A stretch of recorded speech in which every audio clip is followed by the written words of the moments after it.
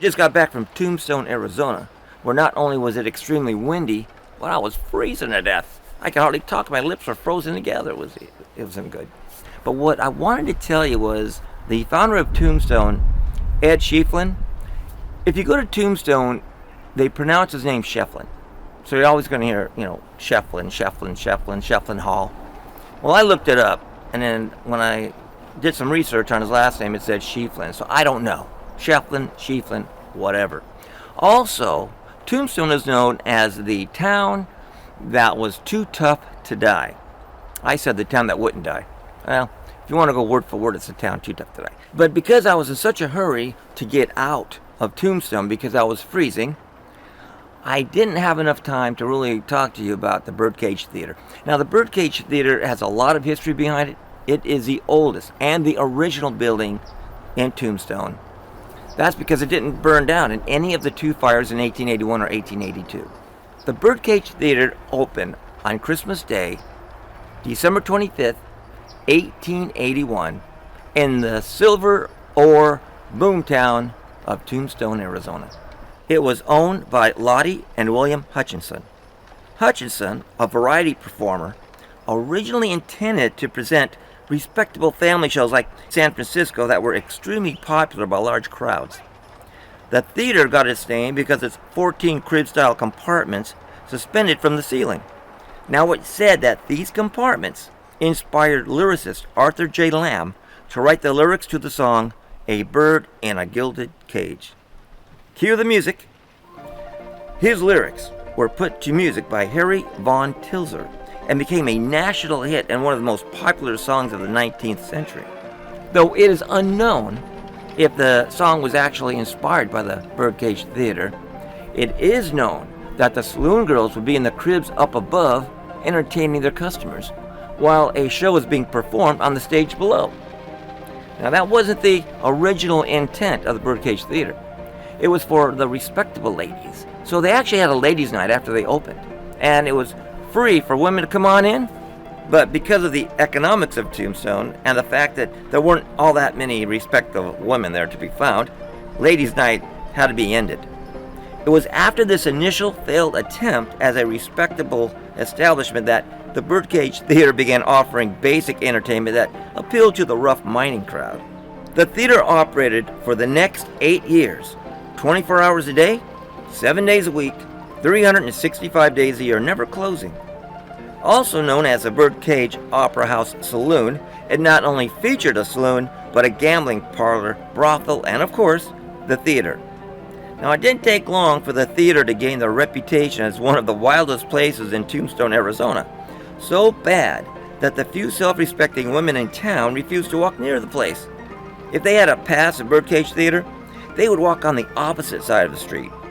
In 1882, the New York Times reported that the Birdcage Theater is the wildest, wickedest night spot between Basin Street and the Barbary Coast. Basin Street was a street that was located in New Orleans, a very prestigious neighborhood at the time. But between 1870 and 1879, it lost its prestige, kind of went downhill and became known as the area where all the brothels were in. Now, there were several gunfights and knife fights that took place at the Birdcage Theater that took the lives of 26 people and left 140 bullet holes in the ceilings, walls, and floors. And you can see those bullet holes to this day. You look up at the ceiling in the theater and start counting. Why all the bullet holes? One reason is because of satisfied and unsatisfied customers. The theater had wooden benches, right? And all the customers would sit on the wooden benches while they watched the show. If a customer liked the show, once in a while they would shoot their gun at the ceiling. And if they didn't like a show, they would shoot towards the stage. One of the knife fight stories involves a saloon girl who attacked another saloon girl, then ran out the back door when she heard the marshal approaching. The knife was never found, so no charges were filed against her. Amazingly though, a century later, that knife was found behind the Birdcage Theater, and it's now being displayed in the museum there.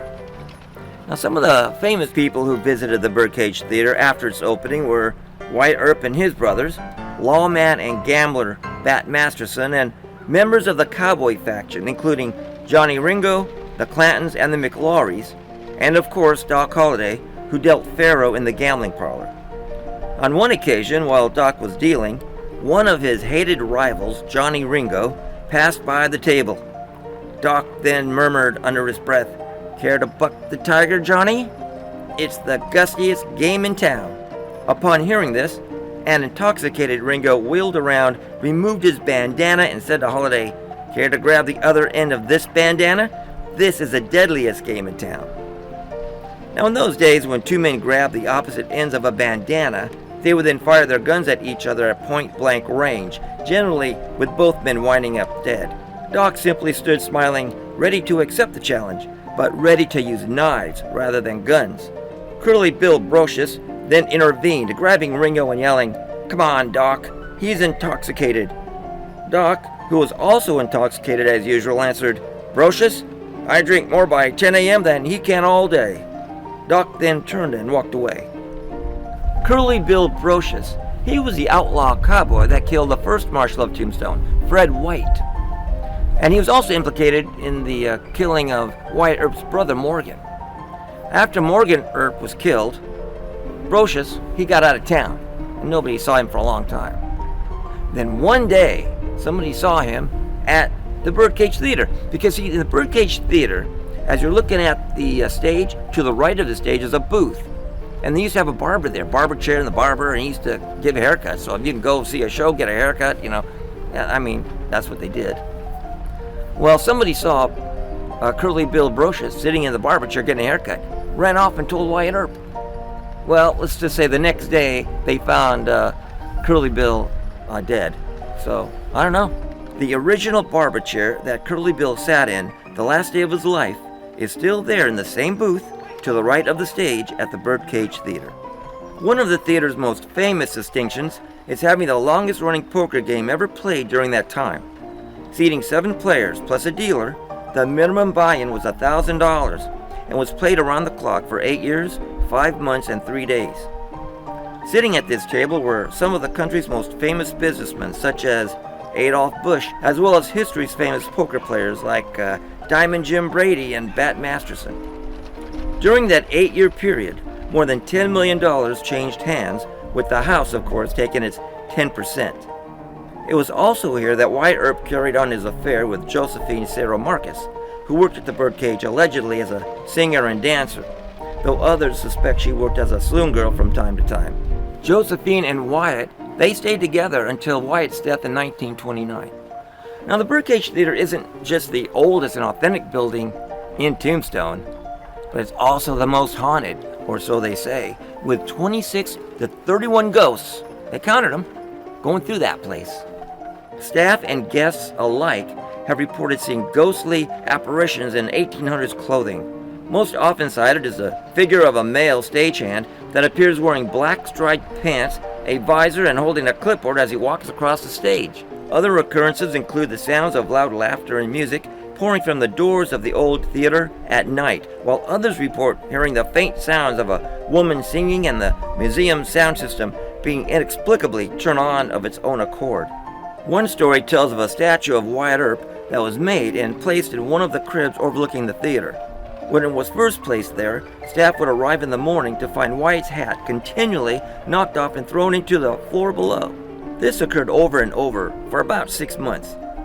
Sometime later, a local historian told the new owners of the Birdcage Theater, that'd be the Hunley family, that they had placed the Wyatt Earp statue in the crib that was usually reserved by the Clantons. When the statue was moved to the crib that Wyatt actually frequented when he was alive, the hat tossing finally stopped. In 1889, on Christmas Eve, after putting on its last show, the Birdcage Theater closed its doors, leaving all of the original contents inside it. For the next 3 decades, it would sit basing in the hot desert sun. Amazingly, during this time, its bar, furnishings, fixtures, and drapes were not sold.